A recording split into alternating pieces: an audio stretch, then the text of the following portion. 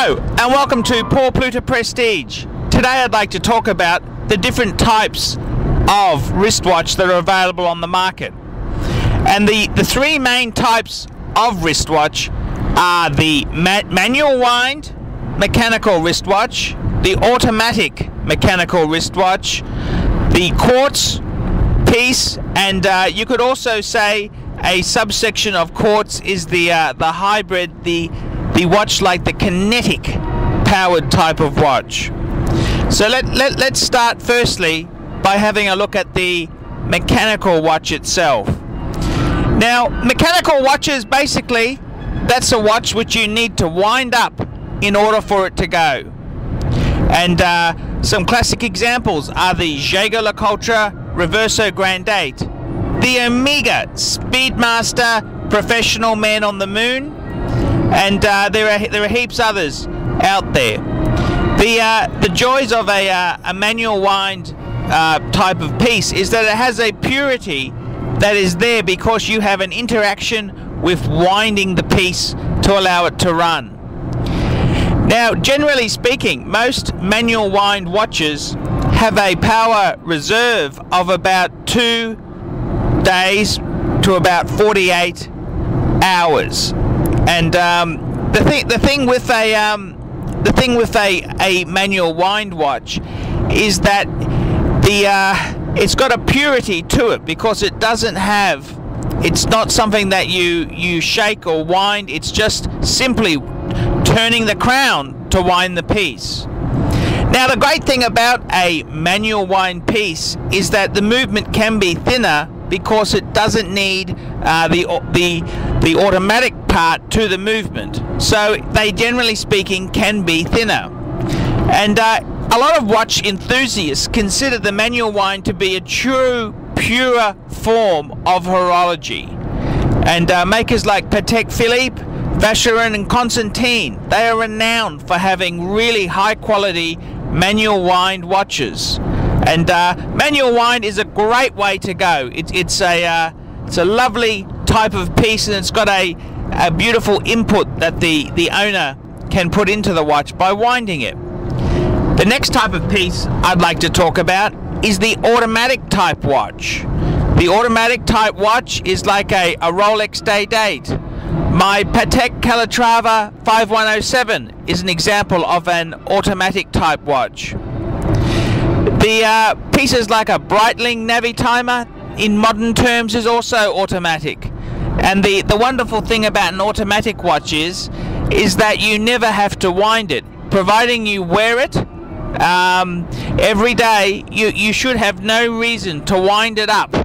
And the best way to look at an automatic watch is to consider it the same as a manual wind watch, except that it has a thing called a balance wheel which winds the watch up. So basically an automatic watch is a manual wind watch with an automatic type part to it. And a lot of automatic watches can also be wound manually, but it's actually the wearing of it which keeps it going. The interesting thing with automatic is that it really was a type of system that Rolex made very famous with their bubble backs that came out in the 1930s, and it's been a huge success.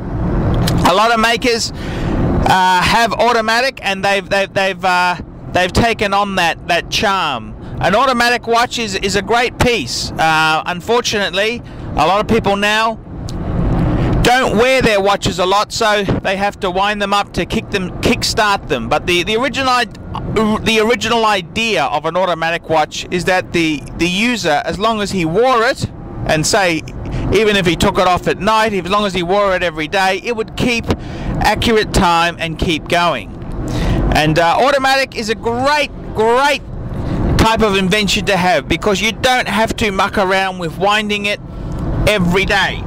And the beautiful thing about it is that you can just wear it and it's powered by your own energy.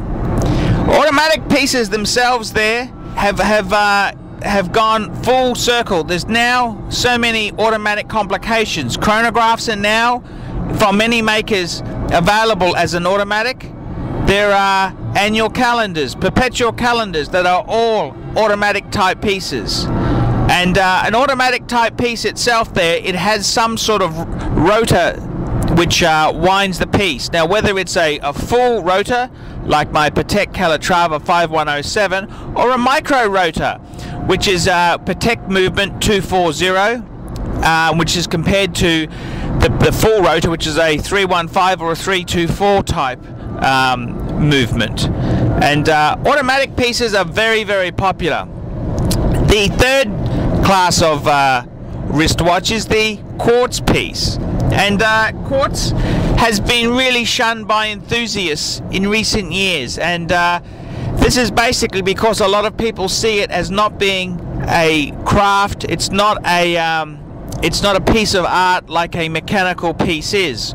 Quartz has the benefit of being incredibly accurate and reliable, and it's also, it was rumored in the 70s that it was going to kill off the Swiss watch industry, and these are very, very serious things to say. And all makers like Patek, Vacheron, Audemars Piguet, they all released quartz pieces, and quartz itself is mainly now at the lower end of the watch range, but it's always worth remembering that quartz nearly killed the mechanical watch industry.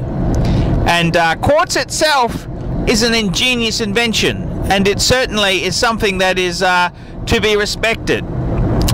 Enthusiasts feel that quartz pieces have no soul, they have no heart, because it's powered by a battery, and it doesn't have the same level of workmanship like a mechanical watch.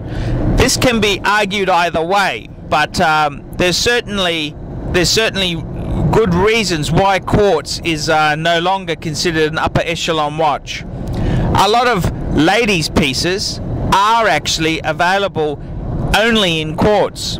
Up until year 2000, Cartier only had their ladies' models available as quartz pieces.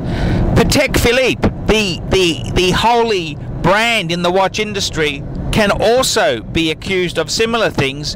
When they released their Patek 24 range, it was originally released as a quartz-only version for ladies. And obviously times have changed, and in the last 15 years the type of movement has become more and more important.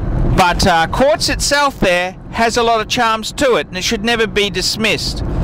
I'd just like to briefly comment on the Kinetic type watches, and what this type of system is. Kinetic being a Seiko word, it's a type of watch which combines a mechanical watch with a quartz type watch. And this is quite ingenious because you've got the best of both worlds. You don't have to change batteries, and it works as reliably and as accurate as a quartz piece. And this type of system has proved fairly popular in the low-end watch market. But for my money, I'd always prefer a mechanical manual wind or a mechanical automatic watch. I'm Paul Pluter. Tell me what you think.